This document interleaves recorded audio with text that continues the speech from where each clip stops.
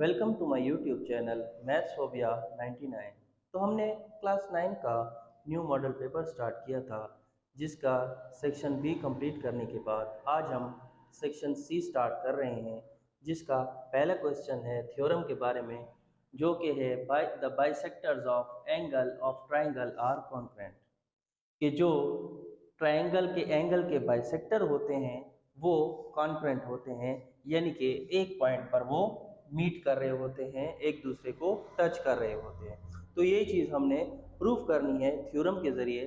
हमारे पास ये diagram given है और उसमें है B D and C D are the bisectors of angle B and angle C. के जो बी डी है और सी डी है ये बाइसेक्टर हैं एंगल बी और एंगल सी के of triangle A B C which intersect each other at point D, जो कि एक दूसरे को इंटरसेक्ट कर रहे हैं पॉइंट डी पर। D is joint to A, D को ए के साथ मिलाया गया है। प्रूफ क्या करना है, D A is the bisector of angle ए।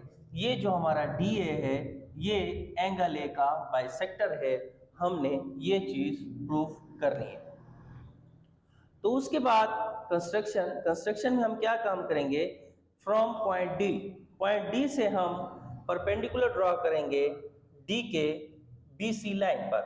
तो डी के परपेंडिकुलर हमने ड्रॉ किया है लाइन बी सी पर, उसके बाद डी एल परपेंडिकुलर ड्रॉ किया है ए सी पर, और ये डी एल परपेंडिकुलर ड्रॉ किया है ए सी पर, और डी एम परपेंडिकुलर ड्रॉ किया है ए बी पर। तो ये डी एम ड्रॉ किया है हमने ए बी पर। ये हमने कंस्ट्रक्शन में काम किया है। उसके बाद आ जाते हैं प्रूफ में, जिसमें हमारे पास होता है स्टेटमेंट और रीजन। तो सबसे पहले स्टेटमेंट है since D lies on the bisector of angle B, कि डी लाई कर रहा है एंगल ए के बाइसेक्टर पर, जो कि हमारे पास है गिवन। उसके बाद D K is congruent to D M, कि जो हमारा डी के है ये डी एम के कॉन्ग्रुएंट है, यानी कि सेम साइज और सेम शेप का है, क्योंकि distance of D from the arms of angle C. उसके बाद D K is also congruent to D L, कि जो डी एल है ये भी डी के है, ये भी डी एल के कॉन्ग्रुएंट है। इसके लिए भी वही चीज हम लिखेंगे, distance of D from the arms of angle C. Hence जब डी के डीएम के बराबर है और डी के डीएल के भी बराबर है, तो डीएम और डीएल आपस में कॉन्ग्रुएंट हो जाएंगे। तो DL is congruent to DM from equation 1 and 2। तो therefore D lies on the bisector of angle A, क्योंकि D is equidistance from L and M, क्योंकि डी का एल और एम से इक्वल डिस्टेंस है। या हम कह सकते हैं A D is the bisector of angle A, कि ये जो ए डी है ये एंगल ए का क्या है, बाइसेक्टर है। या तीसरा पॉइंट हम ये भी कह सकते हैं कि जो कि थ्योरम में हमने प्रूव भी करना है, कि the bisector of the angles of the triangle A B C are congruent, कि जो तीनों एंगल हैं ये आपस में क्या है, कॉन्ग्रुएंट हैं, और ये तीनों एक ही जगह पर एक दूसरे को इंटरसेक्ट कर रहे हैं। तो ये हमारा थ्योरम था, जो कि ट्रायंगल की बाइसेक्शन के एंगल बाइसेक्शन के बारे में था, जो कि हमने प्रूव किया है। नाउ क्वेश्चन नंबर 3 है, जो कि ट्रायंगल इनइक्वालिटी थ्योरम के बारे में है, जिसमें हमें क्वेश्चन दिया गया है the length of two sides of triangle are 11 and 23 and the length of third side is x, find the range of possible values of x। हमें एक ट्रायंगल गिवन है जिसकी दो वैल्यूज दी हुई हैं, एक 11 और दूसरी 23, और तीसरी जो वैल्यू है x, उसकी हमें पॉसिबल वैल्यूज की रेंज मालूम करनी है। तो ये मालूम करने के लिए हम यूज करते हैं according to triangle inequality theorem. इसको हम सॉल्व कर सकते हैं ट्रायंगल इनइक्वालिटी थ्योरम के जरिए, जिसमें हम ले लेते हैं स्मॉल वैल्यूज और लार्ज वैल्यूज। स्मॉल वैल्यूज में हम ले लेंगे x प्लस 11, जो इसकी स्मॉल वैल्यू है, इज ग्रेटर देन 23, और लार्ज वैल्यू में हम ले लेंगे 11 plus 23 is greater then x। तो प्लस 11 उस साइड पे जाएगा तो माइनस का 11 हो जाएगा, ये हो जाएगा x is greater than 23 minus 11 then x is greater than 12। तो ये हमारी स्मॉल वैल्यू है इसकी आ गई x की 12 पॉसिबल वैल्यू।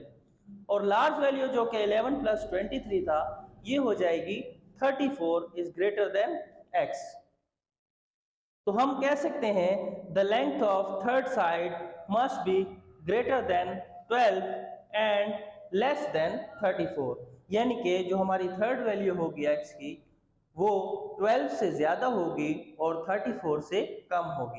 नाउ हमारा प्रैक्टिकल ज्योमेट्री का जो लास्ट क्वेश्चन है वो है construct triangle K M L when length of its two sides ml and km are 5.4 centimeter and 3.1 centimeter respectively and angle m equal to 105 degree।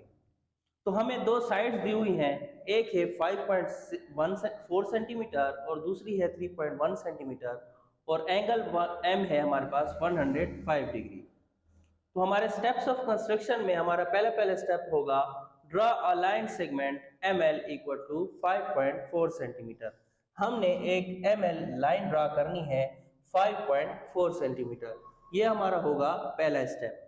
दूसरा step होगा draw an angle of 105 degree. हमने m पर angle draw करना होगा 105 degree. उसके बाद taking m as centre, m को centre मानते हुए draw an arc of 3.1 centimetre which cuts mx at point D। हमने m को सेंटर मानते हुए यहाँ पर एक आर्क लगानी होगी जो कि 3.1 सेंटीमीटर की मेजरमेंट की होगी। तो ये हमारा हो जाएगा पॉइंट K। mx पर हमारा ये तीसरा पॉइंट आ जाएगा K। उसके बाद join point K and L। फिर हम इस K और L पॉइंट को आपस में ज्वाइन कर लेंगे तो ये हमारी KLM ट्राइंगल जो है बन जाएगी। तो हमारा जो आखिरी स्टेप होगा वो होगा ट्राइंगल KLM इज फॉर्म। तो इस तरह हम आसानी के साथ कोई भी ट्राइंगल सॉल्व कर सकते हैं जिसमें हमें उसकी एक साइड दी हुई हो 5.4 सेंटीमीटर और दूसरी साइड हो 3.1 सेंटीमीटर और एंगल दिया हुआ हो 105 डिग्री। तो फिर हम पहले इसको लाइन को ड्रा करेंगे, फिर एंगल m ड्रा करेंगे 105 डिग्री, फिर यहाँ पर m को सेंटर मानते हुए यहाँ पर 3.1 सेंटीमीटर की मेजरमेंट की आर्क लगाएंगे और इस तीसरे पॉइंट के साथ हम L को मिला देंगे तो ये हमारी ट्रायंगल बन जाएगी।